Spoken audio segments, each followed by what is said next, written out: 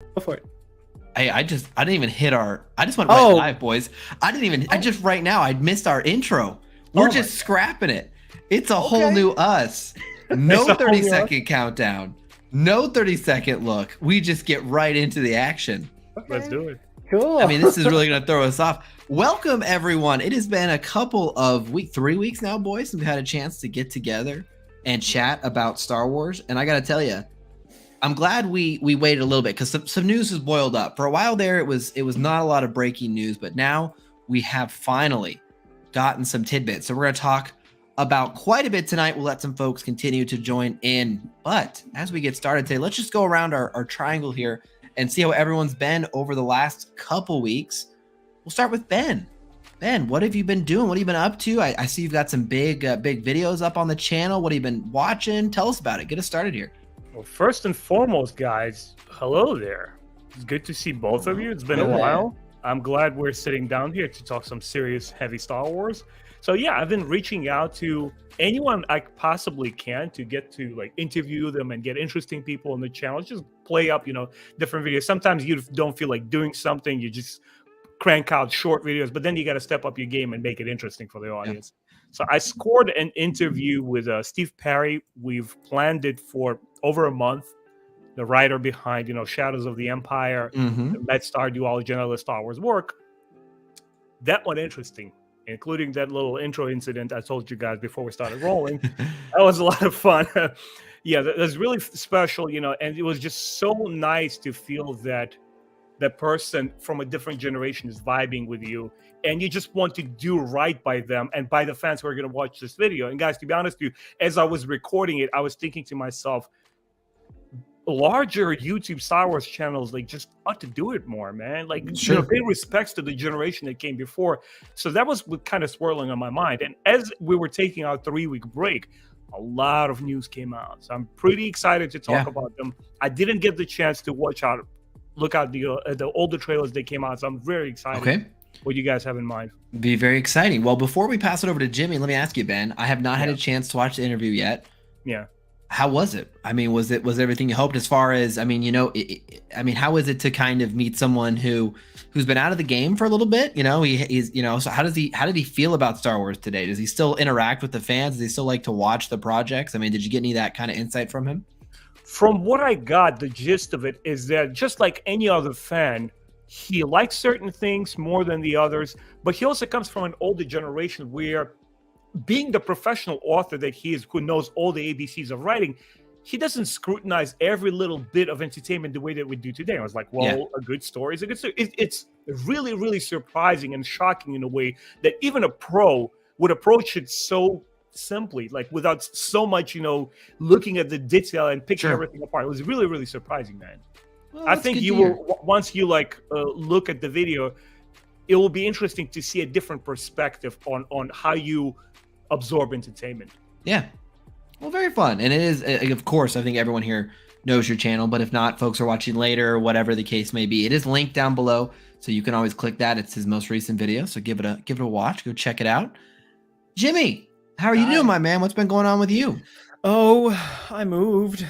Hey, there you go. This is the final step. The last stream we had 3 weeks ago, I was out in my wilderness cabin, and now I have adequate lighting again, so that's pretty fantastic. I have Gales set up directly behind me.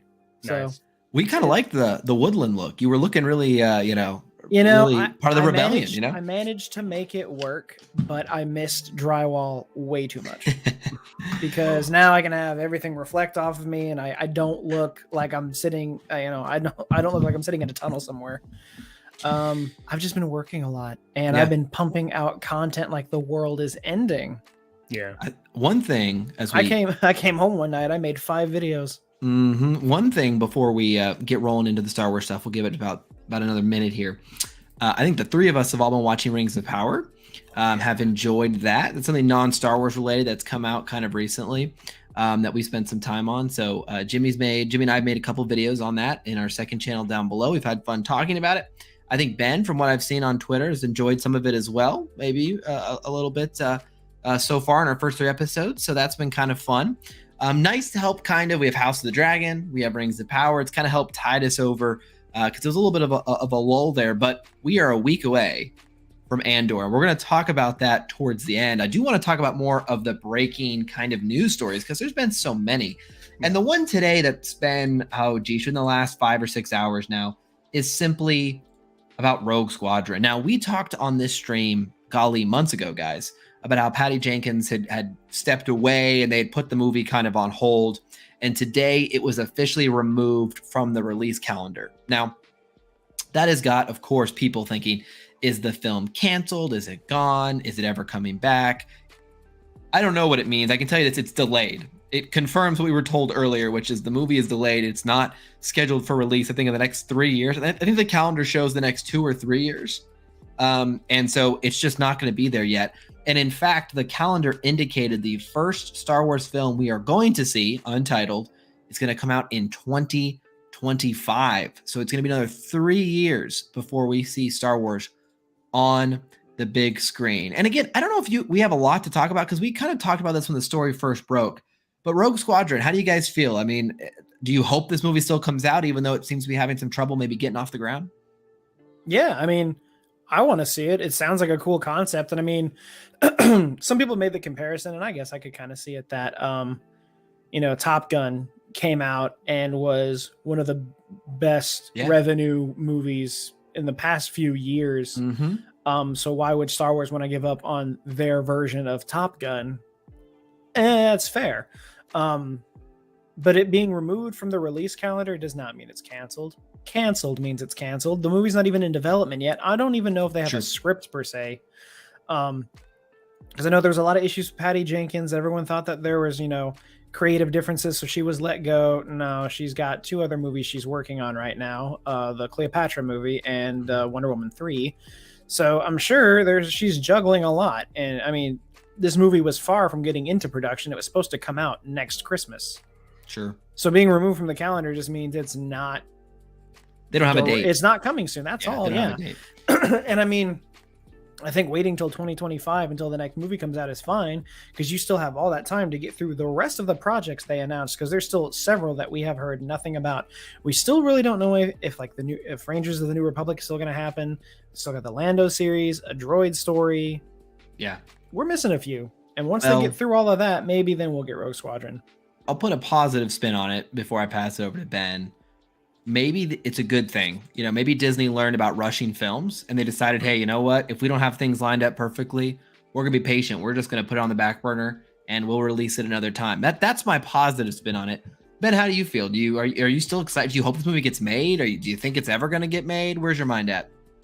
I always try to keep a positive outlook on things. I think it means a good thing. I always felt so about video games, but even more so about movies, because if we look at Hollywood trend, it always feels like, you would have one movie that would come out and define a decade, but then there were other movies that were also good, but they were almost trying to recapture that fire, follow the same trend, right? Like even the original Top Gun movie, you would have that film, and then I imagine, maybe I haven't seen all of them, but there are other pilot kind of similar type of cinema that were trying to, snowball off of that popularity and have its own, picture out there. When it comes to Star Wars and Rogue One, they probably looked at what Maverick did, and I'm pretty sure that they took notes there and they said, okay, this, and this works. Okay, here's a film that really adheres to the original source. This is how we shot all the piloting. This is this practical effects, blah, blah, blah, blah, blah. They probably took a look at all of that stuff. They also strategized in terms of release date and said, you know what, if we push a little bit there, make our fans a little bit hungry for this kind of material, maybe it will generate even more excitement. To me, behind the scenes all look like they're just strategizing in the right direction and saying, look, maybe sometimes holding off on something and really thinking through about it and developing, fleshing out the plot and getting the right cast could only spell out success, because it almost never works out when you rush something before the release date and it's out there in theaters. And more often than not, it's like, man, I wish, they kind of spend more time on it. Yeah. So I think it's good. I really want to see it. Jim is reading, you're almost done with the first Rogue Squadron book. I'm a huge fan of it myself. and the way that Patty Jenkins have been talking about how she wants to honor the original material, I don't expect them to follow the storyline of the books, but if it captures that same spirit, that will be enough for me. So what I would say to maybe kind of connect to some of the popular kind of line here is that, okay, Disney is backing out of Rogue Squadron because Wonder Woman 84 wasn't very good, and now they don't think she's a good director. So here's my kind of take on that situation. I think Patty Jenkins is a very good director. I don't think she's a great writer. So she did not write her other two movies. I think, Wonder Woman was written, I'm totally blanking on who, and her other successful film. She didn't write them, she directed them. And I think she did a fantastic job. The first Wonder Woman is really, really good. It's maybe one of my favorite solo movies we've gotten in the last 10 years. Fantastic. Yeah, it hits all the right notes. And what was really cool about that movie is it basically got universal, I think, praise, not just from critics, but from fans. It didn't have the kind of backlash that a lot of these types of projects have because it felt like a very genuine film. Yeah. And I think in Wonder Woman 84, it was her first film she'd written. And I think she fell into a lot of pitfalls, a lot of beginner mistakes. And I think she tried to lean into a very 80s kind of cheesy, corny vibe. And sometimes it straddled the line between charming and poorly executed. And so I still think Patty Jenkins is a really good director. I think one film that, her first time writing, she didn't hit out of the park. I mean, even your favorite director has a movie that's not very good. It's just the reality of it. And so I still think she'll be a good pick. She seems to have a lot of, her father was an Air Force pilot, or a military pilot of some capacity. She's got passion for that. She probably has some lived experience there of knowing kind of pilots. And to your point, Ben, I hope they've gained some maybe insight on, hey, these actually work. And we've actually seen a really good way to tell these stories. And so I don't think the film is canceled. I think it's not a priority at this point. And hopefully they take their time with it and they return and they get something great. I heard that they gave her an actual X-Wing to pilot and test run. So she'll be completely on point, with that right experience. She had to spend a week playing Squadrons. Yeah. Oh my gosh. Squadrons is hard. Have you ever played Rogue Squadrons? Yeah, I beat it's hard. It's like online. Man. That's the reason I still haven't beat it. I love everything about it, the graphics, like all the characters. It is no matter how I reconfigure the joystick, the control, it's so hard, man. Are you using like a Xbox or PlayStation controller? PlayStation. I use mouse and keyboard, and that was a challenge. I really want to get an actual joystick and try again. And I guess I should. I think that would be way more immersive. But yeah, it's a hard game. I'm really good at flying games though. It's a certain skill set. That's just the thing I have. And I should say, I'm talking about Squadrons, the game that recently came out, not the original Rogue Squadron game that came out like 20 years ago. Really cool story. Yeah. The online is so talented. Like you got to be so good to play that game. It's very impressive. And I remember Eckhart used to do tournaments for that. It was really cool. It was really cool. Also, in case anyone's curious, you mentioned me reading Rogue Squadron. I'm on chapter 30, so I've got 10 more chapters and then the epilogue. So I'm almost done. Nice. I love it so far. It's really fun. Yeah, Michael Stackpole is one of a kind. The characters are great too. Can't wait to cry when they all die. There's gonna be lots of tears. Oh, I'm sure, because right now the Twi'lek lawyer, he's awesome. Tears in the chat. Okay. I'm sure I'm gonna be disappointed. It's fine. So that's Rogue Squadron. Hope it comes out at some point. I don't think it's a priority now. And maybe it's a good thing. I mean, we all agree the biggest problem with early Disney films was rushing into the trilogy. They had director issues on Solo. They had director, kind of turmoil behind the scenes a little bit with Rogue One. So let's take that out of the way. Let's take our time. Let's do it right. One thing I've heard fans say, even Jimmy kind of made a point today online, like, man, I wish they'd stop announcing these before they're even close, because it leads to this kind of discourse where it's like, well, you said it was coming and they have to cancel it. Jimmy's kind of point was, can we wait till we actually like have something coming before we start announcing it? We know it's going to happen. I'm going to get my drink I left out there. Jimmy, go ahead with it. Give us the point. So yeah, like the point of that is, announcing a movie, that's fine. When they first said, hey, we're going to make a Rogue Squadron movie, details to come, be like, perfect. And then they said, cool, it's coming out Christmas 2023. Okay. Hey, we're having some problems with Patty Jenkins. Some scheduling stuff isn't lining up. We might have to push it back. Okay. It's been shelved. Okay, it's Yeah. been shelved. You just shelved it. What do you mean it's been shelved? Okay, it's been shelved for a third time. It's taken off the calendar. This is why you don't announce stuff this early.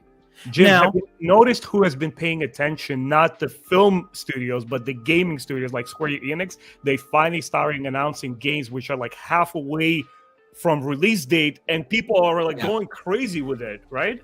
It's a good idea.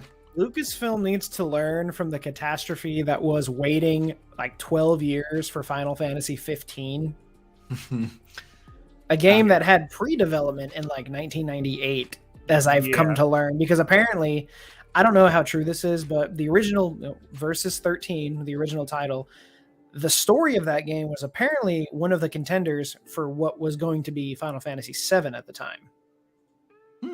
So that the idea has been around it's a whole forever. conversation. I'll definitely confirm it because I was very in on it in the late. Yeah, 90s. I read about that right before the game came out, and I was like, "This is interesting." But yeah, like we waited so long for that game, they had to change the title, and by the time it came out, it was a completely different game. So that's kind of the worries of I'm going to announce this project, and you're going to see it in 6 years. Why? And for Rogue Squadron, it seemed like they had Patty Jenkins come out, put on her helmet. It was a big thing. So obviously there was some shakeup behind the scenes, but it is what it is. Hopefully we do see this film someday, or maybe a film in the same vein. From what we've seen in Star Wars, we're all huge fans of obviously the trilogies and all that, but military perspective has been a winner so far. I think Rogue One kind of proved that, and I think we're going to see the same thing with Andor, or hopefully we see the same thing with Andor, where a little different flavor on Star Wars is quite refreshing. I think we're going to. That we shall see. Now, I will say, let's take a look here at the upcoming release slate, because over the weekend we had D23, which turned out to be pretty anticlimactic for Star Wars fans because the trailers they showed were the same ones they showed at the May the 4th and had already leaked, and so we had seen grainy footage of them. It's like I called it. Yeah, but we only got some kind of fuzzy views here. But here's the new slate. Okay, Andor comes out in 6 days, the 21st. Next week, guys. Next Wednesday, we'll be watching Andor, the first 3 episodes. So stay tuned. We'll talk about that a little bit later.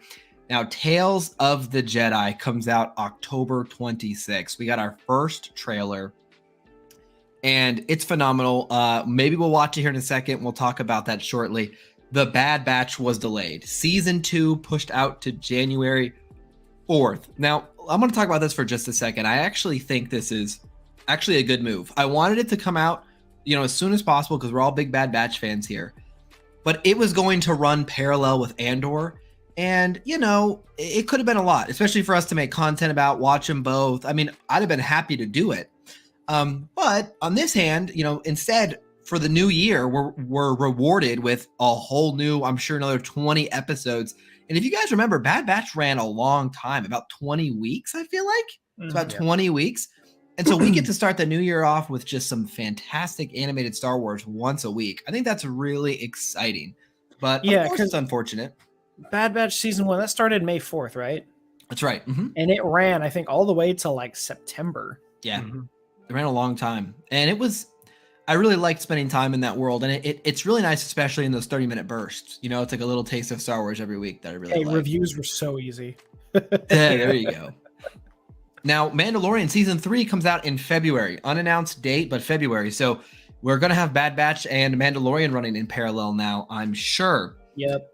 Visions Volume 2 is supposed to come out in spring of 23. So we're going to get Bad Batch and Visions all next early winter and spring.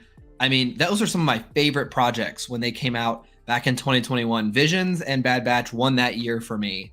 And so it's super cool that 2023 is going to be another year. And we're going to get a lot of different studios for Visions. It's going to have more international influence, not just Japanese, but also South African, Chilean, also UK, companies in the UK. It's going to be really cool to get some different takes on Star Wars. And then in the summer, we're going to get Ahsoka, and then in fall, we're getting Skeleton Crew. So next year is going to be way loaded with content. And there's a couple of projects in particular to get excited about. And I'll tell you what I like about this lineup overall, starting next week and moving on. I really do like there's a nice mix here. We get a lot of animated Star Wars, Bad Batch, Tales of the Jedi, Visions. We get live action Star Wars, Andor, Mandalorian, Ahsoka, Skeleton Crew. And my expectations are for those live shows, they're going to have vastly different tones. I think Andor is going to feel a lot different than The Mandalorian. I think that's going to feel different than Ahsoka. And Skeleton Crew, I don't think we know what to expect, but I think we have a lot of high hopes here. Yeah. So, ran through it all. What do you guys think about the new slate? Are you bummed about delays? Are you excited for next year? What's the most anticipated thing? Give me your thoughts on upcoming Star Wars. What can you just not wait guys, to take in? Please, can we get more delays? I'm literally staring at this list. More Star Wars is always good, but give us a little bit time to breathe. God damn it, man! Like 3 shows in spring, like it's one, like really. Oh my God, man! It's honestly, to get serious for a second, it's becoming taxing to get even excited about it. It's partially a reason why I didn't see the trailers. But I'm like, hey, you know what? Maybe when it hits me right in the face with Andor, I really get to sit down with it and spend some intimate time and zone out all the internet, all the YouTube reviews, what my friends say, and just be one-on-one with this entertainment and say, oh, wow, and it touches you. Because at the end of the day, it's very similar to like reading your favorite book or playing your favorite game. Yeah. One-on-one experience that really makes it special. Like all the buzz around it, all the hype that, official Star Wars channels are trying to generate. And guys, we're giving you this, and this, and all the totally different stuff. It's too much. It's just, if you think of your brain as, a computer that can absorb only so much terabytes, this is a lot. But the good aspect of it, the good part is my personal exhaustion level aside, because maybe somebody's out there, I imagine, who's 16, let's say, or, it has nothing to do with the age. Drinks a lot of coffee, Drinks a lot of coffee, right? A person, he just can't get enough. He's like, hey, I'm going to get this type of show. I'm going to get that type of show, something that's not canonical. That's good because it gives us a variety of a choice. And at the end of the day, I don't have to look at all of it on the release date. I could hold off a second. What I'm doing right now, I'm not reading any Star Wars books because I feel a little bit burned out. It's good that we're getting it, but you can always shelf it. You don't have to force yourself to watch it just like everyone else is doing. And you say, you know what, I think I'm going to check out Visions, maybe towards kind of like Christmas season, get my friends or family around, and we'll watch it together. So there's always a positive in there too. That's an interesting point, Ben. I get what you're saying to an extent, where we kind of live in such a packed, content society. And there's this urgency behind watching it because spoilers start coming out in reviews. And you're like, oh man, there's been many a time, not with Star Wars, but with Marvel stuff that I've just ran out and seen it. And it's like, I wasn't even really that excited. I had to do it. I was like, well, I got to do this before I get it spoiled for me. So I've certainly been there. But I'm definitely someone who can handle all the content if needed. But I will say one thing, all jokes aside, I do expect these dates, especially in 2023, are going to shift. Let me just make some predictions. Yeah. The Mandalorian is not going to come out in February. I think that's going to come out closer to spring. I think Visions is going to come out in August. I think Ahsoka is going to come out in like November, October, and then Skeleton Crew is going to go to January. I say that because that's been the pattern for the last 3 years. They did it this year. This year it was supposed to be Mandalorian in December and Andor in August. And look at us now. It's September 21st, Bad Batch push out. So I think what they're doing is it's a slow push out. They're like, oh, we're pushing this out.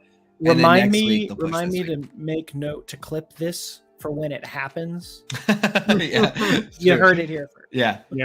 These are just placeholder dates, honestly. Exactly. I think pretty much all of us know it, that things could change around as often as with entertainment. It's just fine. The only ones we should expect are Andor, Tales, and Bad Batch because they gave specific days of the week.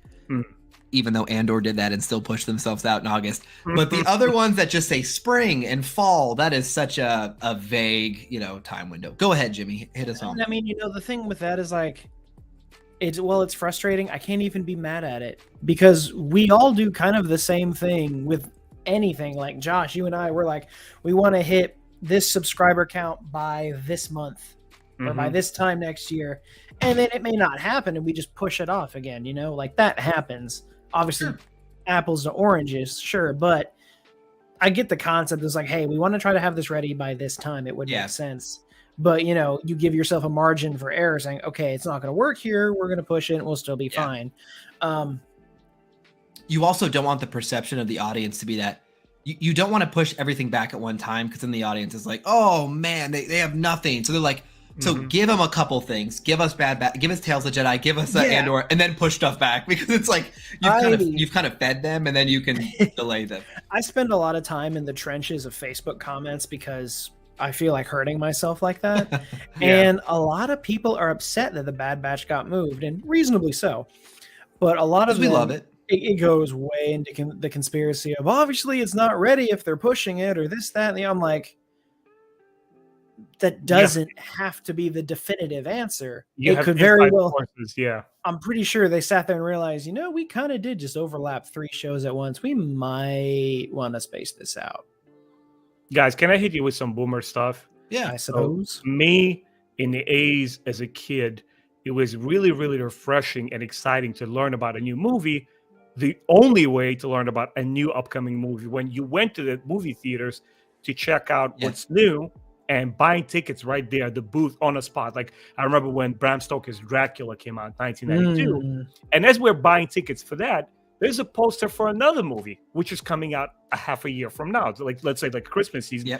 And all the kids are, obviously you don't have any TV commercials, TV spots, nothing. It's just the poster that's supposed to sell you on this thing. And you're like, oh my, and the better the art was, the more you were invested. And that was our version of trailers. And man, it was exciting. Man, it's like out of nowhere, you're just standing there like, oh, we should look forward to this. This looks insane. Now it's like trailer, sub-trailer, trailer to a trailer, a teaser. Like, oh my God, man, it's too much. I can walk both lines here, where I do remember, I mean, for Jimmy and I, there was a brief period where, it was basically you'd see trailers at the theater, because YouTube wasn't really a thing at that point. It wasn't until we probably got to, fifth, sixth grade, Jimmy, that it really started to be a common everyday, all trailers go there, etc. Yeah, I think so, because YouTube started in 2005, and I think maybe 2008 was probably when it really started to fly. Because when YouTube started, it was not mainstream. Like, companies were not posting things there. It took companies a long time. The first video on YouTube was called Me at the Zoo. Yeah. And it was just some guy at the zoo. Yeah. And that's just what it was. So I could actually empathize with you there a little bit, Ben. It does. Let me give you an example. I actually love trailers. I love the art of trailers. I love the art of making a good trailer. We're going to talk about the Tales of the Jedi trailer here shortly. Phenomenal trailer. I watched it like 10 times. The Bad Batch Season 2 trailer. Really exciting. I am okay with only one trailer. I think that's the distinction between... So Andor has put out like 6 trailers. And I've watched them and they're all really fun. But I only needed one. And so that's where I can agree with you to an extent. I do like trailers. I think they're fun. I do like announcements. You don't know me. I get hyped for a big event. Yeah. But I really do like maybe just one look at a film, because there's so many times, and I'm not thinking about Star Wars. I'm thinking about superhero films where they'll want to show you so much to get you in the door. You'll end up feeling like, okay, I got a pretty good handle on the plot, and that can kind of lessen your excitement going in. And so I can empathize there, and hopefully,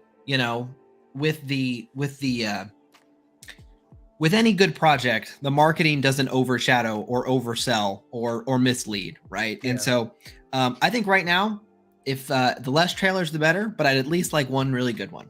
And I mean, I love trailers. I think they're great, mainly because I have learned how they're made. And I think that's the most exciting part. A lot of the times with these trailers, the music is made before the trailer even is. I remember I got the privilege in my recording class to interview a guy who does trailer music. I can't remember his name. This was like 5 years ago. Sure. But it was so cool to hear what he had to say, because I asked him, I was like, I really want to know. There's a lot of those big movies that have trailers that have real high points, and then the music stops for like a line, and then the music builds up again. I was like, do you get a script in advance of what they're going to say? He's like, that's the thing. And that's a great question. No, I just have to kind of make it and guess as I go. And then they will make the trailer almost to fit the music with certain scenes. And I was like, really? And he and at the time he was like, yeah. And you guys can't say anything. but here in a few months, I'm going to start working on the trailer music for the next Thor movie. And it was Thor, Love and Thunder. And I was like, awesome. So yeah, when I listened to that, I was like, I can see, yeah, you just have to make this and then they will fit the trailer to the music. I'm in there for the music because a lot of the times, especially like when Rogue One came out, and episode 7, 8, and 9, the music in the trailers was phenomenal. Yeah. And it pains me that you can't just listen to that anywhere unless someone like recreates it. Back to your original point, is this too much? Right now, since we are not full-time with YouTube, yeah, it's too much because I unfortunately have to be out of my house 40 hours a week to work. If I was full-time and this is the only thing I did, I would not have a single problem with it. I'd be like, oh, that's Tuesday for me, you know? Yeah. But it's really hard, you know, when you've got all these shows leveled on top of each other. And I still think the idea that they're not going to get enough traction if 3 shows are playing at once is just completely false. They just won't watch it all right away. Probably they'll do what Ben does and probably wait a couple weeks or months and watch it later. A lot of casual. Yeah, and they're still going to get the views, you know, like especially like me.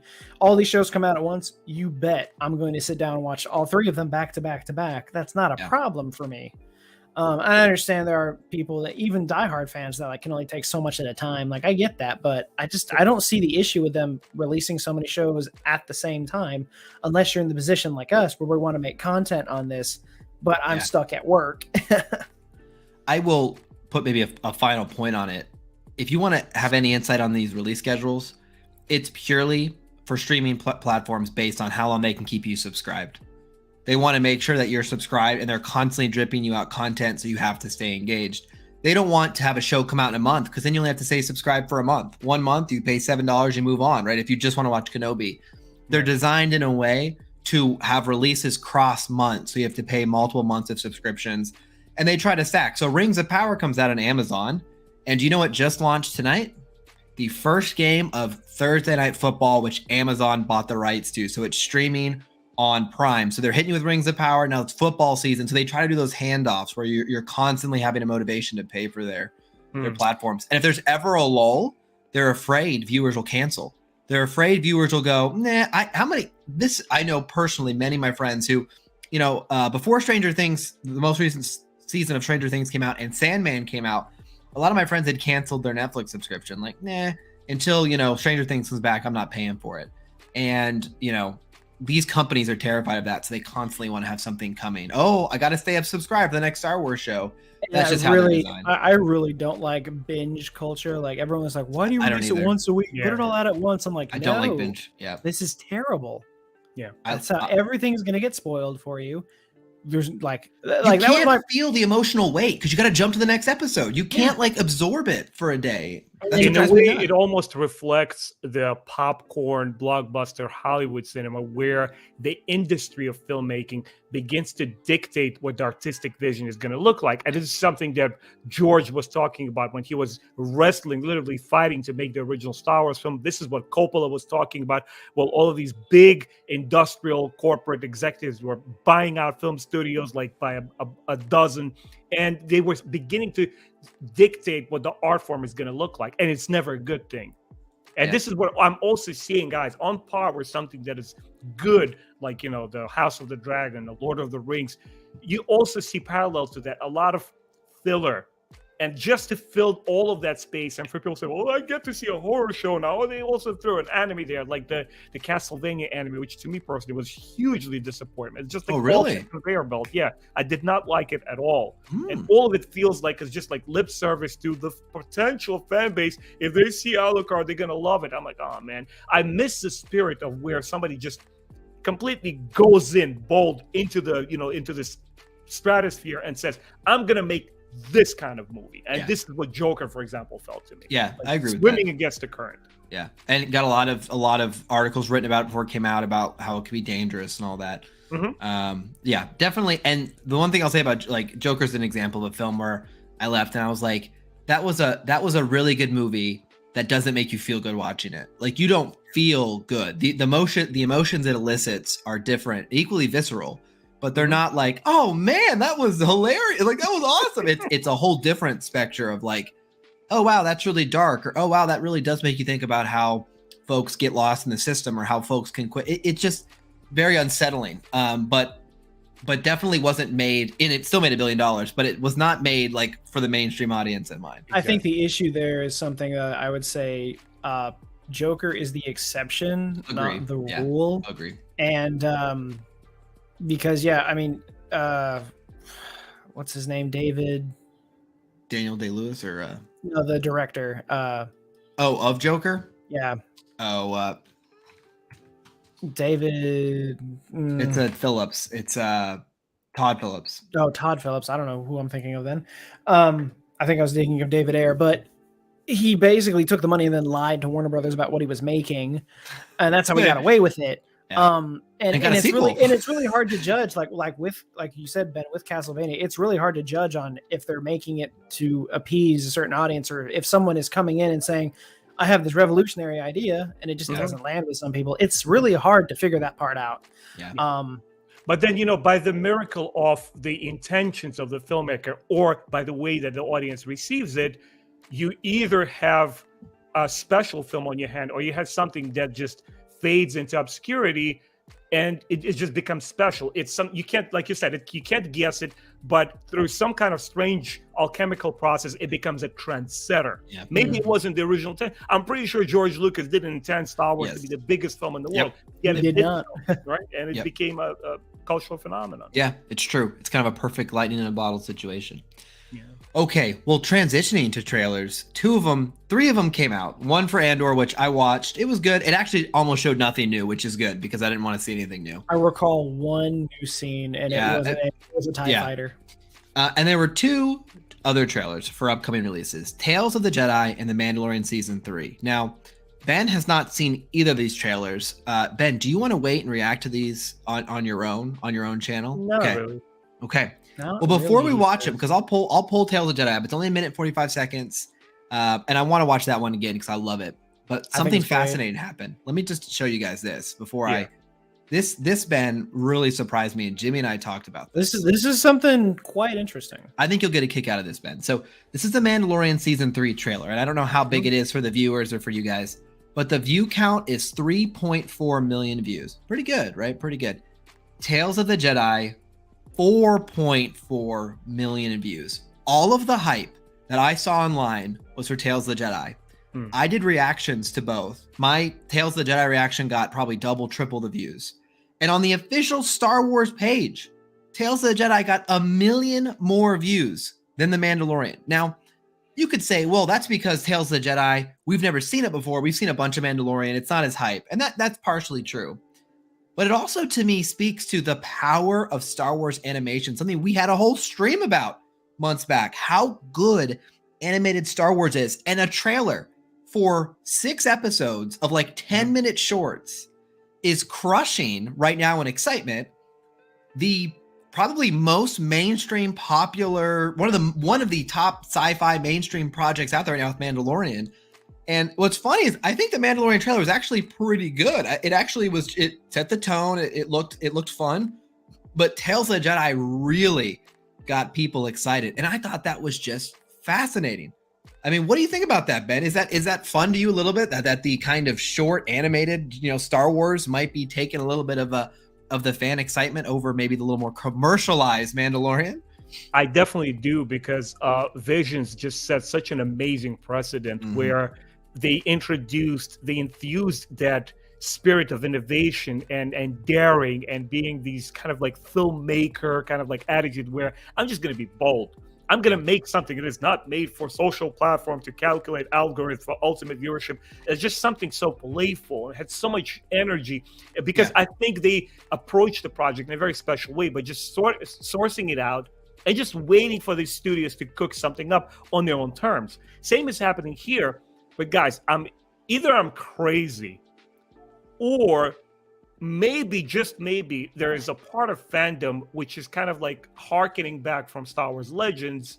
And even though they're seeing all of these clone period characters here, they're still in a way maybe hopeful, like, hey, maybe there'll be one final shot of the final episode. Like, by the way, 5,000 years before, they just show one Legends character and give people a chance to say, like, this could be amazing for us as well. I think it could be. I think they'll make this an anthology where every season will cover a new era. I think this one will be the clone era, and I think they'll show other eras throughout. So I absolutely think they could go backwards to those old eras, and that's kind of my hope. In fact, I hope it gets enough. I bet you the show doesn't even cost that much to make. I mean, not that animation's cheap, but only probably 60 minutes total of animation. Yeah. You can tell some, to your point, Ben, very powerful stories. Visions is probably in my top 5 all-time favorite Star Wars things. I've been thinking about that recently. Like, I think back and watch some of those episodes just casually and have such a strong response to it. And what a testament that is, because it's not canon. It's not a 50-hour epic. It's not, years of buildup. It's like a 10-minute, 15-minute story, and just an absolute home run. So, wait, are you talking about Visions? Yeah. Okay, I was reading the chat and I thought you were talking about Tales of the Jedi not being canon. I was about to have a lot of questions. We absolutely. Oh, and good question. Yes, we did, Geo, the man, the myth, the legend himself. Geo, here big in chat, fan, big fan. We did see. In fact, just to not to get us sidetracked here, because we got to come watch that Tales of the Jedi trailer. But this comic cover though, I actually had it pulled up. Was going to talk about it a little bit later. So they released 2 variants of the blade of Bardo here, and we've got kind of 2 covers here. So very exciting stuff. Awesome, he's a pirate. I really like this here. Yeah, I really like the lightsaber with the kind of pirate hilt, the swashbuckler look to him. Crazy. I picture him exactly like that, only a little bit more aged, almost like a 70s kung fu martial art master. And it's so and that makes sense because this is a younger him. And it's so weird too because oh wow, now I'm the one that gets sirens outside. Cool. I remember when they showed the concept art for him, he just had like the full like black robe with the hood on, and I was just like, what is this? Yeah. He's a member of Organization 13. Shema? Is this her art? I know she does variant covers for the High Republic. It looks like David Lopez is the name signed down here. Can't see her signature, but there you go. This was from Charles himself. Charles didn't name the artist here, but looks great. I'm excited. This is one of the cool kind of things they announced. I think you could have a lot of fun places with this. I want that framed. Yeah, it's really see, this is where it's, and again, like, I know this might cause backlash, but I view comics as lesser canon, and I mean that in a positive way, because I think it frees them. I think it frees them from maybe some of the having to keep it maybe a little more boring, a little more standard. I think comic writers can have a lot more fun, go a lot more wild and crazy. And so, I like that they can do really cool designs and tell really fun stories. And so I hope they kind of keep that same energy here. I really think like comic writing has to be one of the most difficult forms of media to do. Just being able to tell a compelling story in like 18, 20 pages. Mm-hmm. Yeah. And craft the whole narrative that fits within like a 10 issue kind of run. Yeah. Absolutely. Yeah. Or if it's just a one-off, like sometimes it's hard. I know it has been a long time, no stream. We are so sorry, but we're back. Don't worry. We got a lot of Star Wars back on the brain. And for those who showed up a little late, who are just hopping in, Ben has not seen any of these trailers. And I just want to watch the Tales of the Jedi trailer. I won't make us watch both. Now, I will warn everyone, apologies in advance. I don't know how the audio comes through here. Here's what we should do. Mute it, because the trailer already has built-in subtitles. No, you got to hear it. You got to hear it. I don't care. Take the risk. Hey, you know what? Take the risk, baby. They're taking us down. We'll fight Disney. For me? We'll fight Disney to the top. Oh, my God. But for those who are joining, got to take out our the show audio's cards. bad, let us know. Exactly. Let us know down below. I'll try to adjust it. If you're watching the stream and you're like, the audio sounds like garbage when I rewatch it, just skip a minute and 40 seconds ahead and we'll talk about it. Just skip the minute. Let's get this on here. Okay. You know what? Actually, here's what I should do. See, the suspense is killing me, sir. I should play the Mandalorian trailer to test the audio because we don't care about it as much. That's what we should do. Yes. That's a good idea. I'm totally on board with that. Okay. Yeah, let's have fun. Let's do it. Okay. Here we go. Let us know, chat, down below how the audio sounds. I'm gonna put about halfway up. Yeah. And 3, 2. Oh, let me stop our background music here. All right, here we go. And 3, 2, 1. This is the one that you saved? You are as its father. Still love the Starfighter. Okay, real quick. I think the background music in here sounds really dope. I just wanted to call that out. I know I like just, we talked about trailer music. So I'm going to turn up a little bit more. I think it's probably could go up a little bit louder. Yeah. All right. You guys ready? Yeah. Of two.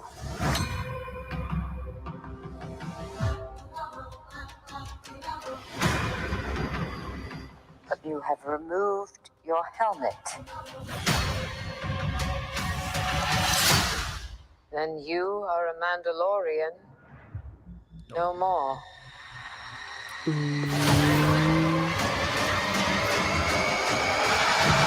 That ship looks gorgeous. It really does. Oh, that's Mandalorian. Your cult fractured our people. Dude, that's the money shot. That's such a good shot. Where were you then?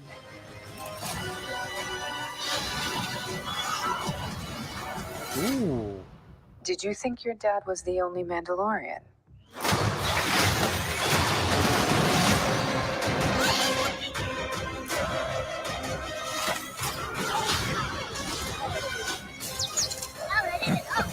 Babu Frick. All right, kid. Hang on. That was straight out of. You ready for an adventure?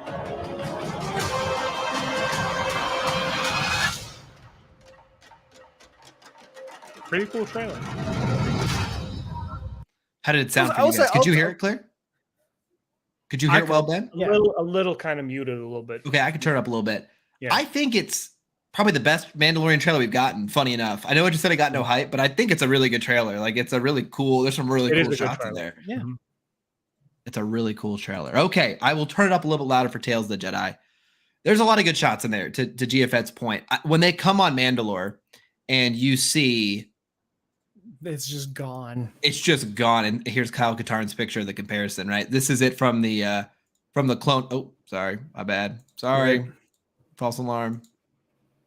When you see it here, compared to its Clone Wars counterpart. That's Rebels. Yeah, sorry, Rebels. It is so impactful. It's gone. It's really impactful. Wow. but it's really cool to kind of tie it all in. Impactful. Gone. I do love so I have a buddy of mine who I've encouraged to watch Clone Wars, and he's on season 3. And I'm like, the payoff you'll see, the reward you'll get in other Star Wars projects, especially recent, will be really cool for you. If you're watching Mandalorian, the connections to the animation are really cool. So I hope I hope a lot more fans are encouraged to check out animation because of these projects and shots like these. And you can tell by the way in this shot, this is a Mandalorian starfighter right here. You can tell. I hope they do something with little Grogu, because just before they were to pass on the baton and evolve the story, it's like he's going to Luke, and then in Boba Fett, he's not going to Luke. He's back in the cockpit. Yeah, and that points out a really important fact that if you don't, Mandalore looks like Indianapolis.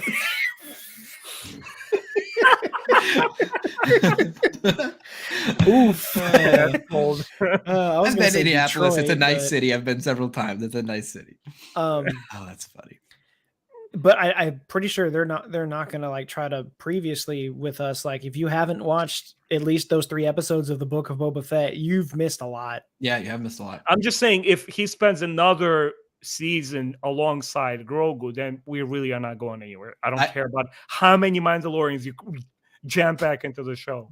I agree that this season needs to move some sort of narrative forward. I loved episode 5 of the Book of Boba Fett, where it followed Din Djarin, fighting on the balcony over the escape hatch into space. That whole episode. Yeah. It's one of my favorite episodes of it is probably my favorite Star Wars live action episode. It's up there just with it's just such a good episode. So well shot, crafted. The hints at this greater Mandalore hierarchy and this mysticism of the Darksaber.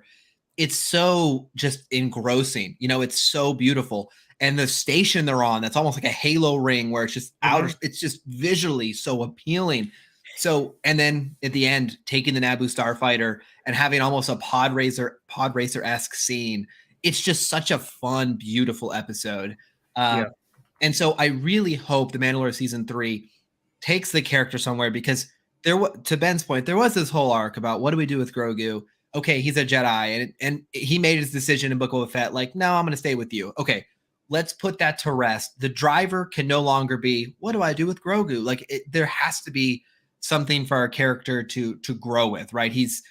I know Ben's not a huge fan of season 2 finale because of Luke, but I do think one of the really powerful moments there was when he took his mask off, right? Where Din did it for Grogu, right? That was a really sweet, like, kind of earned moment that I liked. And so, more heartfelt kind of moments like that, more kind of character changing moments need to happen. It'll be a little stale if it follows the same formula for another season.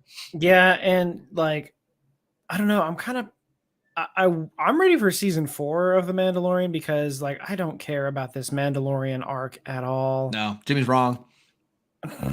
Well, here's the thing. Like, once it happens, I'm going to be invested to another level. But we've heard so much about, the purge of Mandalore and everything that's gone on, but they've just been like pushing it.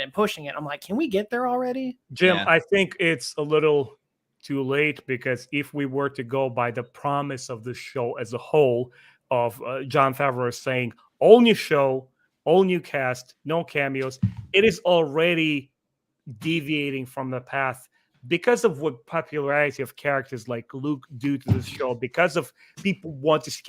We live in a world where the commercial component of it dictates what it's going to be. Right. And remember how it was supposed to start in the beginning and where it is now. It's like, and it's inescapable. I think for me personally, it's going to be whether I like the story that they're trying to tell me versus what I wish the story would be, if that makes sense. It does. And I went and got my Darksaber here because, like, this is the best Hasbro saber I own, by the way, for just the blade. I'm not talking about the blade per se, but just from like, if you want to display the actual hilt, just the actual like quality they put into this is fantastic. So I have it over on my shelf in the display mode. It's really, really cool. And it's very appealing to look at versus some of just the standard kind of silver ones. I love the Mandalorian lore. It's like one of my favorite aspects of Star Wars. And I get where Jimmy's going. Of course, we're joking back and forth. Jimmy's kind of like, hey, like, either let's do it, let's stop hinting at it, let's like go Mandalore, let's not keep beating around the bush. Either give us the payoff or don't. I'm with you. I would love Star Wars. Like, I think Mandalore is such an open book for storytelling, because we didn't see what happened there at all during the sequel trilogy. You could make 100 story arcs that take place in a different part of the galaxy. So it feels like there's a lot of storytelling freedom there. So that's why I'm very excited for it, because we don't know what was going on there. They have a very cool kind of lore within the Star Wars universe, and I hope they take advantage of it. I'm afraid they'll miss the opportunity, but it would be a good kind of, I think, place to center on for these New Republic stories kind of going forward. If done right. And I think with that, it does make it like one of the most unique stories we've gotten. Yeah. Like the Mandalorian as a whole, like, sure, having Luke in there does kind of like put a wrench in the gear somewhere. But I mean, like, he was there, he's gone. It's fine. I don't know if it's the issue of we've waited so long for season 3, because I feel like it's been like 3 years. It's been a long time, yeah. So like, I think everyone's just like, okay, but like you're saying, like, there's so much more hype for Tales of the Jedi, which I imagine we're about to get to. Yeah, but we are. Once Mandalorian season 3 starts, that's all we're gonna hear about. Yeah, so. It's true. And again, with all of us, we're pretty consistent here. Even though there's certain story elements that I like maybe more than Jimmy, or Ben likes more than me. At the end of the day, we just want it to be good. Whatever it is, if it's good, we'll be excited, right? And I mean, I'm looking forward to it. Like, I'm not trying to hate on the entire project. Like, I'm excited for it. I think you're making. Let's do it. I think you're making fair points for sure. Okay, so I turned the volume up to full blast on this one. So maybe be hesitant on your headphones here. I don't know what it's going to sound like. I think I have it set to auto adjust, but be careful here. Okay, so I'm going to give like a 5-second delay here. So if someone's listening and there's a little delay, they don't rupture their eardrums here. Okay. 5, 4, 3, 2, 1. Everywhere there is life, but you must face death. That's so good. Pain. Honor it. Do not fear it. Jedi. Ahsoka is Jedi.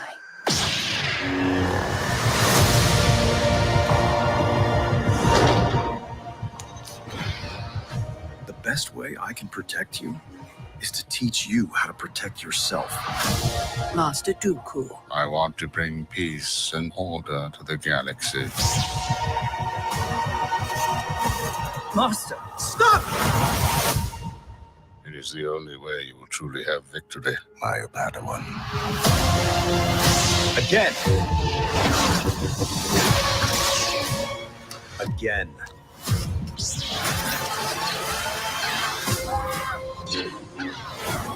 Dooku, stand down.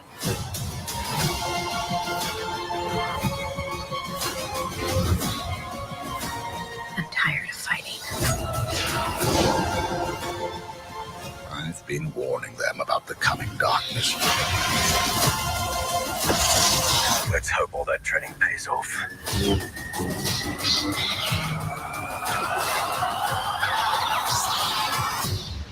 And who might you be? Oh man, I love that logo. Who the heck is that? That's not Grievous. That's an Inquisitor. It's. I think it's supposed to be reminiscent of the Ahsoka novel. There's an It is Inquisitor she not. encounters. I know it's not the same one, but I think that's No, kind of no, what no. they're I'm saying going like for. it is completely different. Apparently, Okay. There's some discourse about that, but you know, Yeah. Okay. So to me, it's all about Dooku, though. Like the Dooku parts in there is what I am so excited for, and I think everyone in chat basically the same thing. And what's really cool, okay, Qui-Gon Jinn is in, right? We have young Qui-Gon. well, let's slow down. Let's slow down. Ben, you just saw the trailer. What do you think? I'm kind of mad a little bit. Okay. Why isn't it a full show, dude? Why isn't it like 24 episodes, half an hour? The production values are so insane. Like, why isn't it more? So I have a couple theories on that. One is it might be really expensive now that if it looks so good. But it's Disney. You know, like I want to honestly look. Let me get pissed here for a little bit, okay? In a positive way. Let me channel my energy, but a little bit of my outrage here. I can understand it's a little expensive for like maybe Netflix or maybe not even a good comparison to like Hulu or something. This is Disney we're talking about. This is 7 seasons of the Clone Wars, which had like amazing animation for its time. Yes, you have the money. Like, what is stopping you from going full force and fully dedicating yourself to like, just exploring these characters? I'm seeing snippets there of Dooku, Jedi Lost, that era, younger Qui-Gon, all of this stuff. We all want to see that. I don't care what spectrum you come from. Prequel, sequel, original. These are some of the most compelling characters out there. Dude, what's going on? Why like 6 episodes? I just don't get it. I mean, so in one hand, I will say, though, they do give us 20 episodes of The Bad Batch. So they do invest, right? They've invested in a different era. Still, maybe this kind of proves it out. Part of it could be maybe they don't want to tell all these eras of stories for the Clone Wars. Maybe they want to move on, but they really... This, to me, is probably a Dave Filoni passion project. And I imagine he was like, hey, I really want to give the folks who haven't read the Dooku books or comics like a chance to see his story. And he always wants to tell more Ahsoka stories. So I think he always sticks those in there. This part in particular, though, when you talk about seeing young Qui-Gon and young Dooku, like this, even the design of some of these factions, like what are these factions? You know, what's going on here? You'll see like unique droid design, like it gives me goosebumps a little bit. Like just watching it again, it's so exciting. I'm so into it. Anyway, sorry, Jimmy. Honestly, Josh, I'm going to come back there for a second. Sorry. Yeah. Even looking at all this stuff, it's like it keeps rolling the story backwards from prequels and into the past, right? And you're seeing all of these younger characters that are recognizable, but it already gives you like a more archaic feel to it, right? I agree. Yeah. Even longer time before Luke was born. And we're going even further into the timeline. It is so inviting. It's like, hey, we know there's tons of Knights of the Old Republic MMO fans out there. Perhaps we can give something to them. I just feel pissed we don't get more, man. I would love if they gave us the High Republic, Old Republic animated, like Clone Wars style show. I would. Yeah. Even with this animation style, it doesn't have to be like ultra realistic. Just this animation. No, this, with just like this. It's see, gorgeous. and that's the thing I was going to point out with this is like it is really impressive to see how far Clone Wars animation has improved since season 1 all the way to now, Tales of the Jedi. Yeah. It's just incredible. Although I do like that Mace Windu looks exactly the same. Dude, Bad Batch is gorgeous. As you guys know, I rewatched Clone Wars last year. Nice. And when you go from season 1 to the Bad Batch finale when Kamino is collapsing in the ocean, you're just like, it's just insane. I mean, it's just incredible how far they've come. And they have like their own style. You know, it's like there's a Star Wars animation style. Yeah, I'm sure there's still going to be problems with it because I've already seen a lot of people saying that some of these scenes from Dooku contradict some stuff in Dooku Jedi Lost. I haven't read the book in a while, so I don't remember if any of this stuff is reminiscent of what happened in the book. Apparently Ahsoka is that book is just being ripped apart daily. Yeah. But I will still stand by this. I think the biggest mistake of this show is the title. Indicative of, again, it's because not only is it the same, but it's the exact same logo. My only hope there, and respect is if they make it an anthology and do visit eras like that, then I think you kind of recover that, where you're like, well, it's going to be Tales of the Jedi from, wherever era. I mean, if they're going to go back and bring some legend stuff into canon, sure. But otherwise, I think you should have used a different title. Also, do we know if this is going to be anything more than these 6 episodes? No, we don't. But we didn't know about that. But we didn't know about Visions either. Visions, they didn't say it would be more than one season. Did they finalize and tell us that this is indeed the first season and zip, or they're not even saying if it's a complete season or not? They're not saying anything. Just like Visions, they're saying, hey, we're releasing to... I would almost guarantee, I would put money that we will get a second season of this. And I'll give you a couple reasons why. Recently, Marvel's come out with a bunch of like short things themselves, like little Groot shorts, they must be finding these perform well for the casual viewers. And they're nice, like middle content to give people, like Visions, etc. And I guarantee you Visions performed well. So they got a second season. So I bet they feel safe giving this a shot. All those things aside, I will comment on one thing Jimmy said before we talk about some of the shots in the trailer. It goes back to what we said just a second ago. Unfortunately, and I know this frustrates people, and it's fair. Like, I'm not going to get mad at people, but the books and the comics are treated like lesser canon. And if they feel like they want to tell a different story in animation they just do it because they treat them like that. I'm not saying that's right or that's fair, but that seems to be the truth of it, is that they don't treat It's always been like that. Yeah. And I mean, I will say though, at least like I still stand by the fact that Disney's done a better job of keeping canon intact than Legends had, because it kind of did run all over the place there for a little bit. I could disagree there, but go ahead. I mean, it's proven, but yeah, there's I'm not saying all of it. Yeah, I would say there's already a couple of things that, when you read into it, like it tries to clash with itself, even the spectrum of a Kenobi show in regards to the original trilogy. Sure. But none of it is in a way that like intervenes with our enjoyment of it.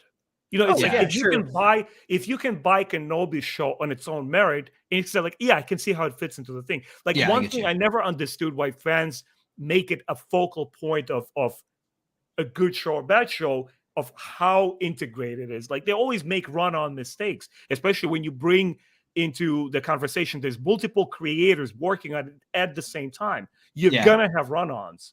I'm more concerned about how, like, when they do the show, I'm more concerned about within its own scope, how good is the show? If the story is good, I can really put it on the Star Wars shelf and say, it belongs. If it's not good, I could say, you know what? That's not Star Wars. Yeah, I get your point. I've never watched a movie and been like, wow, that's a fantastic film, but it doesn't explain the line from the movie before, so it's broken. You're like, hey, like, again, like George in his own films, who's been willing to be like, hey, I got a better idea. I know what I wrote a movie ago, but this idea is better, and you're going to get a better product. And I didn't watch Return of the Jedi like, wow, it ruined, it's a good movie, but I don't like it because, it appears that the Luke sibling thing was kind of not exactly clear in the beginning. Yeah. But to focus on the trailer, the specifics of the trailer, all the possible opportunities for improvement and more of this in the future, I do want to highlight a couple things that I really like about the show. First of all, Ben already kind of went there. You're right. Going even a little bit pre-prequels has such a different, inviting vibe. All of these different factions and shots, it feels a little almost lore, like Legends, mystic. You know, it has this kind of vibe to it. It feels archaic, like it's ancient or Victorian age of Star Wars. Exactly. It's and like I think Dooku, and I understand the Dooku Jedi Lost book is, we've talked about it here before, is a really fantastic representation. I need to read through it. I know I'll love it. So good. But even in the little bits we got of him in the Attack of the Clones, I've always been super intrigued by the Dooku character because he's so different than the other Darksiders we see.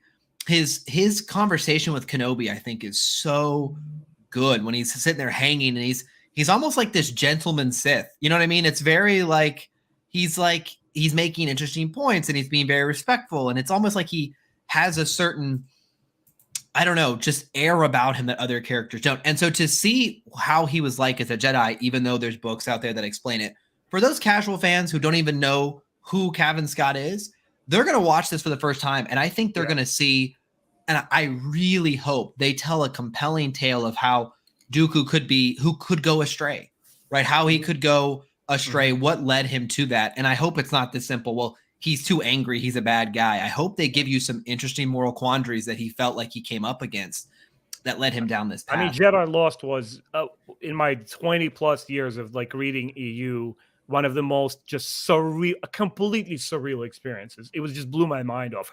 How you take a character that I never cared for before and make him so compelling and so deep and so layered. I just couldn't believe it. It was such a testament of good storytelling that every time I look at Dooku now in the films, in the prequels, I'm like, oh yeah, I love this guy.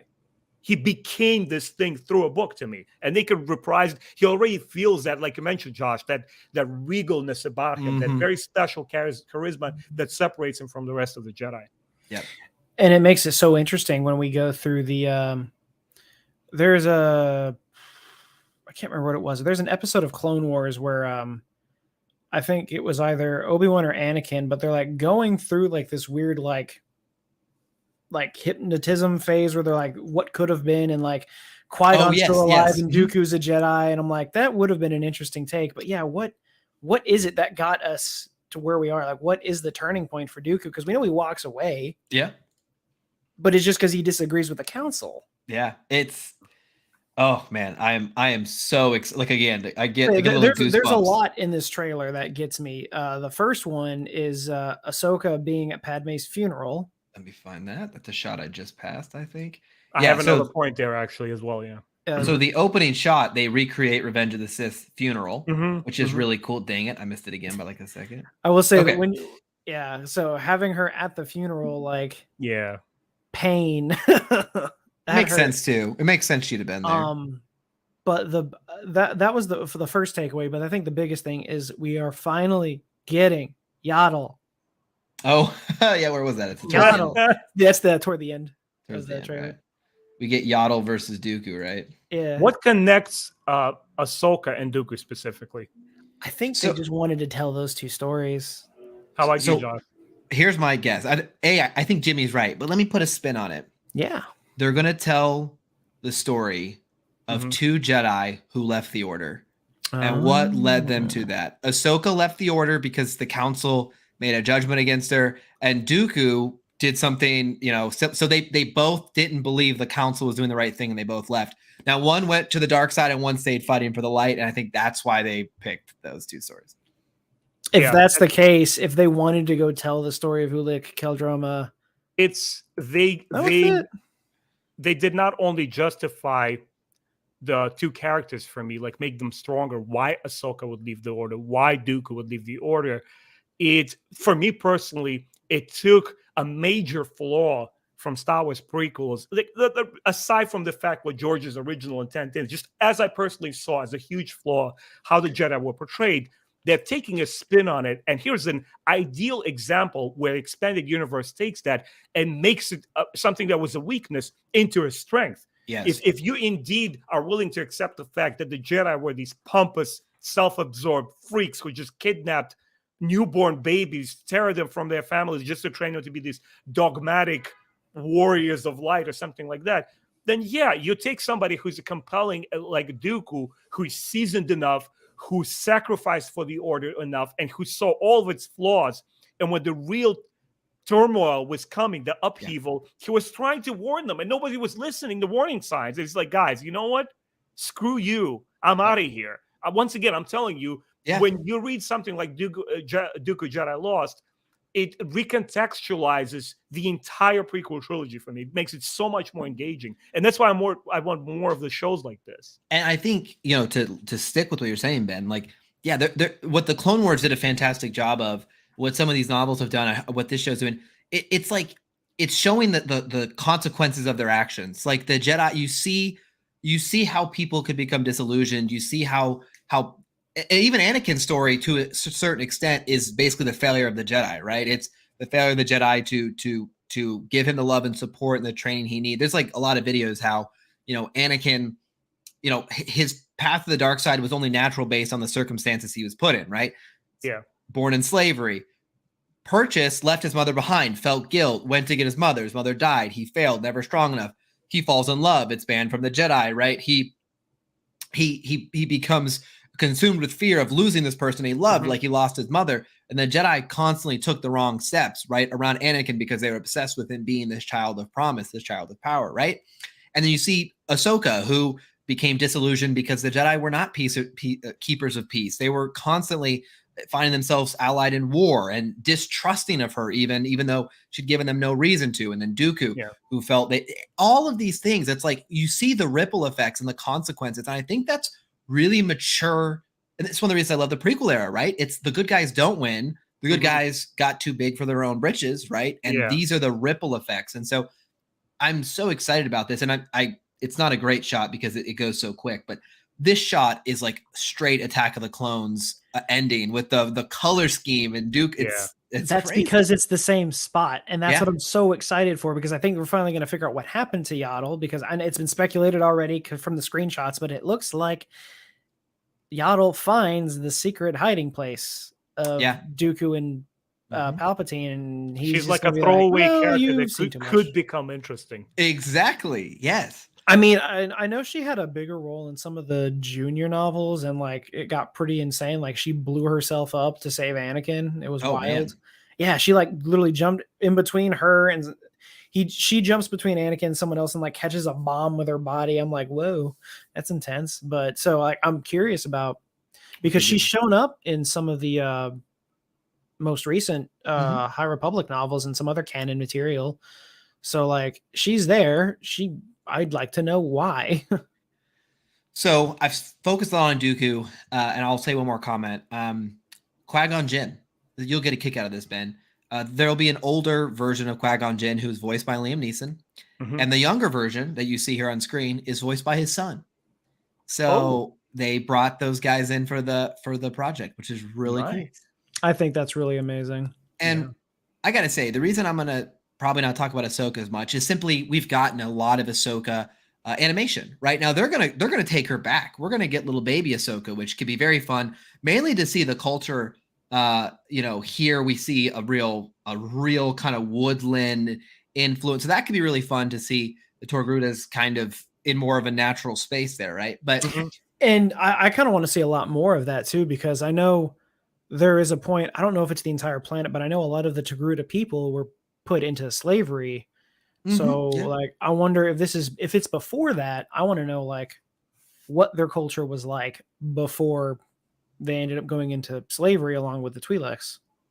I just figured this whole show out, guys. As you were talking about it, something like swirling in my mind, putting the pieces together.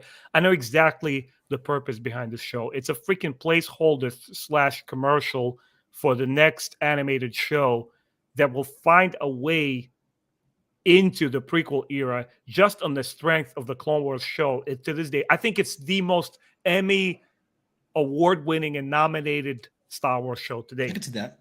Right. Yeah. It's too good. It's so good. Nobody in their right mind would question the quality of that show. And they were looking for different ways, because when we look at the Bad Batch, it's kind of past that point. It's a goodbye to the show in its first episode. It's a transition. Yeah, it's a transition. And Rebels kind of gave something more to me, like original trilogy kind of dude. But they're finding their way back into it. It's like, hey, what if we can show you that time period where supposedly the new High Republic video game is supposed to take place, and up to that point where Palpatine becomes the Fantastic. schemer. Yeah. Keep working backwards. I'm fine with it. Yeah. Or work forward. I'm cool with that too. I'm not afraid. But hey, look, like all jokes aside, all comments aside, this stuff gets me really excited about Star Wars. This gets me, for me personally, I'm not sure it hit everyone quite as hard, but watching it and watching it back, like there's so many things as the kid who grew up in the prequel era, who considers the Clone Wars, one of my favorite Star Wars projects. I don't know if it's number one, but it's up there along with Revenge of the Sith. To get more time in that world, it's a gift for me, man. I mean, it is. It's like, hey, that animation style that you adore and these characters you adore. Let's spend some time with them and let's not do like, Adventures with Ahsoka where she goes and like does it's gonna go deep, emotional storytelling, and same with Dooku. It feels like really impactful, and so it's just very exciting for me. I mean, really, really exciting. And so even though I think the Mandalorian trailer looks really good, and I think the music's cool, and it should be really fun, or it could be, this just hits me on such a different level growing up with the prequels and being a big Clone Wars fan. I couldn't be more excited. This thing is just, this is like, I'm more excited for this than Andor, and I'm very excited for Andor, but like, this is just like, it's for me. Like they made this for me. This is who they looked at. If they modeled like the target viewer, it's me. It's someone who grew up in the prequel era, adores those characters, adores Star Wars animation. Here you go. It's like, thank you so much. I can't wait to show this. And I can't wait to show this to my friends who've never see, this will be an easy sell for my friends who don't want to watch 7 seasons of the Clone Wars. I can say, hey, go check out these 6 episodes, learn a little bit about what these characters did before the prequel era. And they'll go, oh, maybe I want to learn a little bit more about these characters. And that might be a nice way to go watch all the Clone Wars. Go watch all those seasons. And it's going to be another classic repeat of the first few seasons have some rough animation, but it gets better as it goes. So you start someone on Star Wars, you're like, start with the original trilogy. It's old. Because I've had many people that have never seen it watch it, start with episode 1, and they stop in the original trilogy because they're like, it's just too old for me. And I'm like, missing out. Yeah, every time. I want to address, there's a couple things in the comments about episodes and episode length. Yeah, there's 6 shorts in total, 3 for Ahsoka, 3 for Dooku. Each episode is going to tell a different point in their life. We don't know how long they're going to be. I'm going to put money on all 6 as a whole, at the most, maybe an hour and a half, hour 45, just because I know with Visions, we had some that were like 9 minutes. We had some that were like 23. Yeah. So I'm going to put some leeway in there. I'm not going to say 10 minutes each, but I think we'll see anywhere from 9 to probably 20, maybe 25. I think 10 to 15 minutes is the range. Yeah, maybe a 20-minute one as well. Kind of like, you're right. Visions had like an 18, occasionally in there as well. Yeah. So I'm gonna say about an hour and a half for all 6 episodes. Oh, well, thanks for watching with me, guys. I'm very excited. I'm looking forward to it. It's my kind of Star Wars, and so that gets me really, really excited. Now, I do want to say one thing. We're about an hour and 20 minutes here, so we'll be kind of winding down some of the topics, but we're a week away from Andor. And there was, I'm not going to go into this super deep background here, but there was some kind of initial reaction. Some reviewers have started to see the episodes, and we've heard some positive things so far. We'll wait and see. One thing that I did think was interesting is the episodes are a little bit, I think, shorter in length. I think they're closer to the 40-minute mark than to an hour, which is fine with me. If it's a good 40 minutes, I prefer that to an hour that you waste 20 minutes doing nothing. I'm very excited for this show. I don't know what we're going to do. I think what we'll do is Thursday night, because they all come out Wednesday, it's 3 hours, 3 episodes, excuse me. So I think we'll probably just come back Thursday night and give you guys our thoughts here right after. So we want you to come back. We're going to talk spoilers Thursday night, so everyone has time to watch the 3 episodes. How are you guys feeling a week away? I got to be honest. I'm super excited, but I don't feel like, I almost kind of forgot it was so close. It's like, I did too. When I saw everyone's like 6 days, I was like, oh, I'm not prepared. Yeah. Which I think could work to the show's advantage. I think there's so much, just like Rogue One, where it was like, oh yeah, I'm excited for that. And then it was like, whoa, that was a really good time. I'm hoping that's what we get here as well. I was specifically staying away from those early buzz things. I also did overhear something on it, even though I still haven't seen the new trailer. I don't want to hear what others people say, even though my opinion on something doesn't get influenced by others, I still don't want to hear, because there's a couple of things that I've read, somebody to the effect of, oh, it's just as gritty, dark, and mature as Rogue One, and all of the things that we've been asking from the writing is just right. Like, I don't believe it anymore. I don't believe it. Let me just see it for myself. Like I said, I look at myself from third person view. I might sound jaded because I'm very emotional when I respond to something, but I always keep an open mind, and I try to have a perspective of like, hey, maybe it will be something special this time. Maybe it will be good this time around. Like, I never go into something with that sour kind of attitude, because it's like shooting yourself in the foot. You know what I mean? Yeah. You go in there like, well, Kenobi was this, and oh my God, they're going to do this again. They're going to backstab me. It's like, dude, just switch off. Go watch something like Game of Thrones then. If you're going to keep that negative attitude, that's what it's going to boil down to. As far as Andor goes, zero flatline, just like no excitement at all. Not because of the previous stuff that happened. Yeah. Because I just want to go in it blind, turn on the episode, see it, and just be like isolated from all the buzz that is happening on social media, and say like, this was interesting. This was different. Wow, I really enjoyed the writing, all the acting. They stepped it up. All these different elements.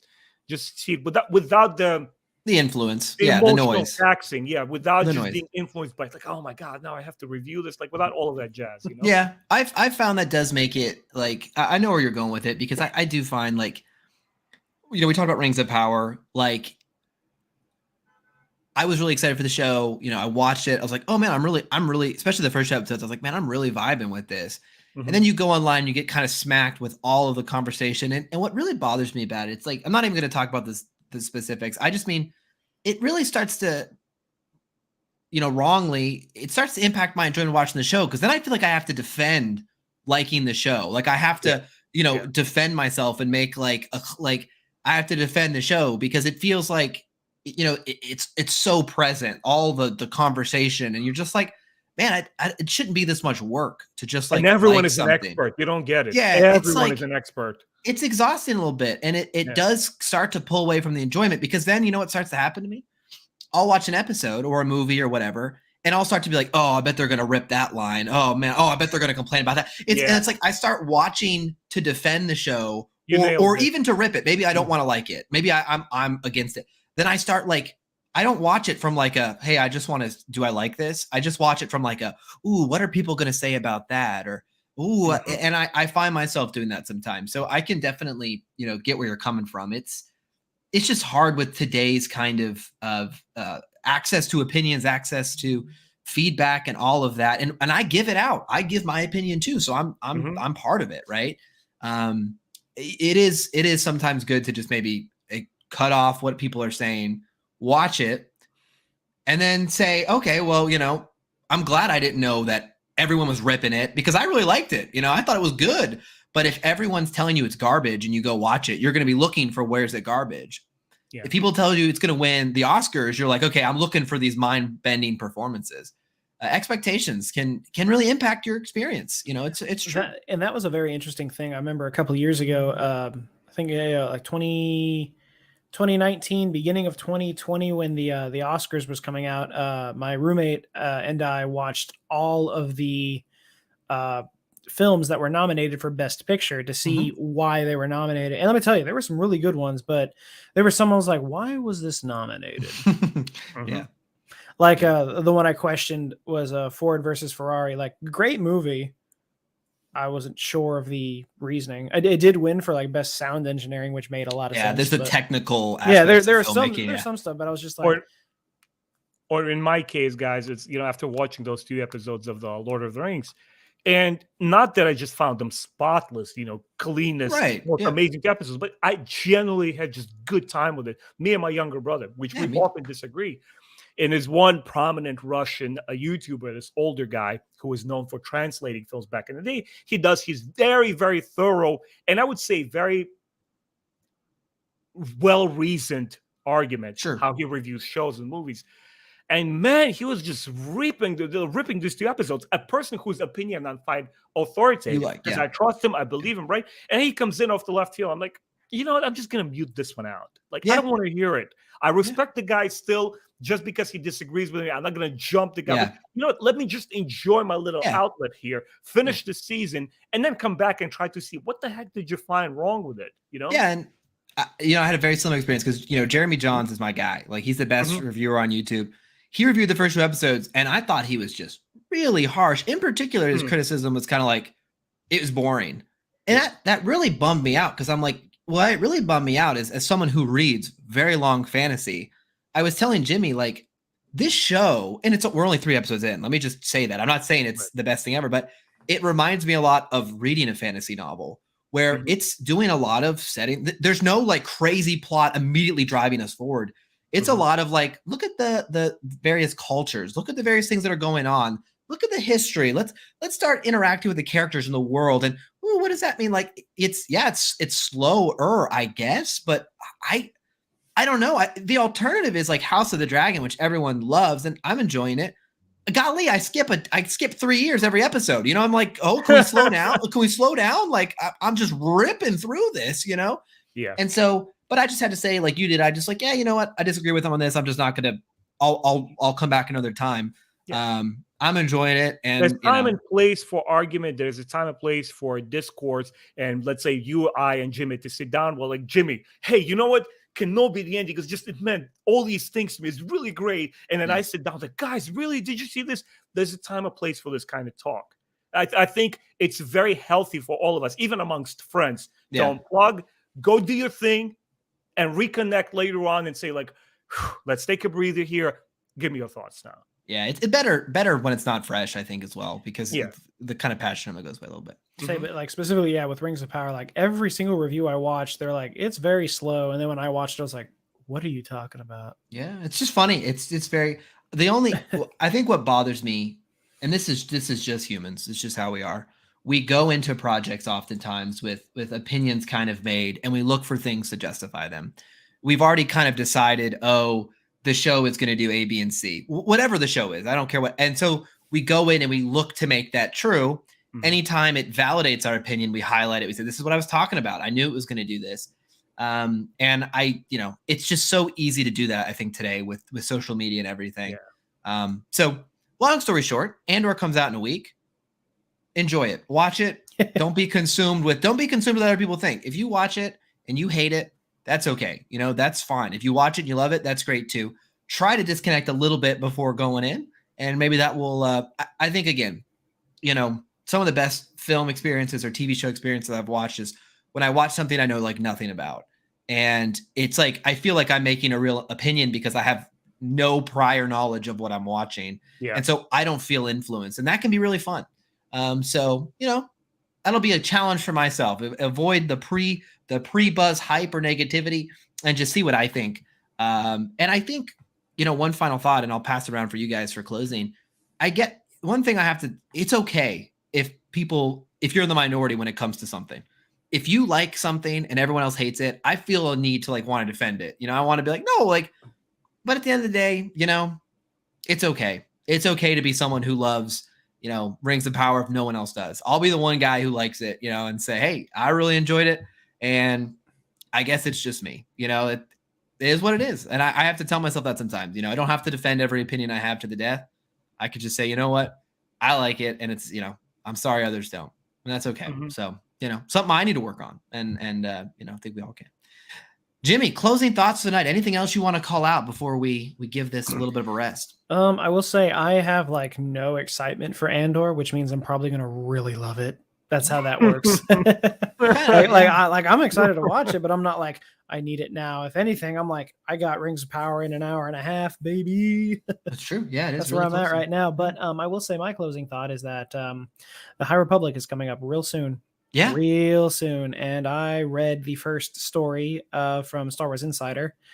It was a little short story called New Prospects by George Mann, and it was really fun. Part 2 comes out in the next issue in October. You subscribe to the mag? I just bought the individual magazine this time around. I should get a subscription. I think I would enjoy that because it's very cheap. It's like $50 for a year. Oh, okay, nice. Yeah. I don't think that's too bad. No. But yeah, so I decided to buy the single issue, and I read the story, and part 2 will come out in the next issue next month. I don't know how well it's going to tie into the story. Like, I think it might be its own thing because it's a short story, but it got me hooked in there. Like, I'm not familiar with anything George Mann has written, but from the 4 pages that were there, I was like, I'm in. Yeah. Because it's really cool. Excited to be back. It's been a long time. It's been a long because time. Like the main story, like I won't give too much spoilers, but it's basically these people sitting in a bar listening to a story of something that just happened. And I'm like, I'm so intrigued. I'm so in it. It feels like the High Republic. So I'm excited for it to be back. I am ready for October just for the High Republic. Like Halloween is second to the High Republic. That'll be fun. That'll be fun for sure. All right, Ben, over to you. I will call out for folks who joined a little bit late. I said this like right at the start of the show. Ben has an interview. His most recent podcast is with Legends author Steve Perry. So we got a nice hour and a half conversation there. About an hour and a half. Yeah. You can listen to Ben pick the brain of a former writer in the Star Wars universe. What else is going on, Ben, as we wrap out the week? Well, first of all, guys, it was really nice to reconnect, sit down, talk some Star Wars, seeing the first trailer with you together, like for the first time ever. It was really exciting breaking it down. Taking a break from Star Wars. I've launched into my second trilogy of the original Dragonlance novels by Margaret Weiss and Tracy Hickman. Amazing stuff. It just feels so nice to be out of the Star Wars loop for a while. Sure. And just a really awesome lesson learned, I guess, this week. I was looking forward so much to speaking with Mr. Steve Perry, and was so exciting and refreshing. And guys, honestly, just the perspective of a different person who comes from a different era, a professional who understands all the inner workings of a good story. It was just so fun to hear somebody say, like, look, a good story is a good story. Just his very casual approach and look on entertainment. It's like, I'm trying to ask him and find all of these like core questions, like get, to the bottom of, how my mind operates, like very detailed oriented, right?